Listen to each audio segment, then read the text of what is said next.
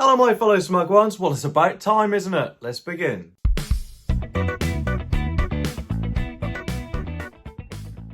Okay, this story is from the Daily Star and it says, a call has gone out to Chancellor Rishi Sunak to sell off parts of the BBC and also Channel 4 to ease the tax burden on Brits.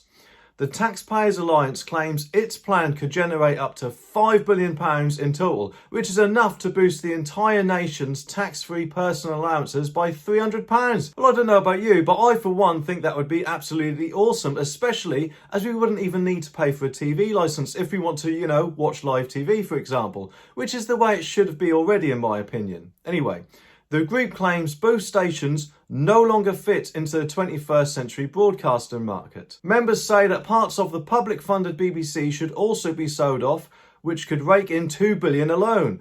And it reckons that Channel 4 should be privatised and floated on the stock market, boosting the public's coffers even further. But to be honest, governments usually take ages, don't they, to do anything. So I think it's really good that the Taxpayers Alliance has sent their plan into the government, because if it's credible, which hopefully it is, then it would surely be one less hurdle to getting rid of the TV licence once this Royal Charter protection ends in 2027, because then there would already be a plan in place, wouldn't there? And presumably then also the government couldn't then turn around and say something like, oh yes, we need extra time to come up with an alternative funding model. Anyway, in a statement, the TPA says, we have called the Chancellor to sell Channel 4 and the majority of the BBC.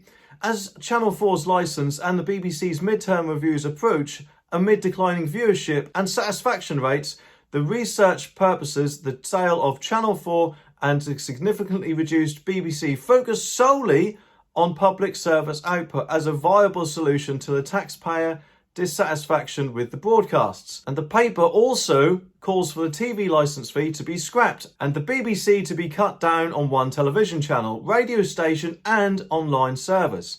And last night, a BBC spokeswoman said the usual thing, the BBC has a Royal Charter in place for a number of years which sets out scope and scale for its activities. And, they always seem to hide behind that, don't they? But 2027 is coming though.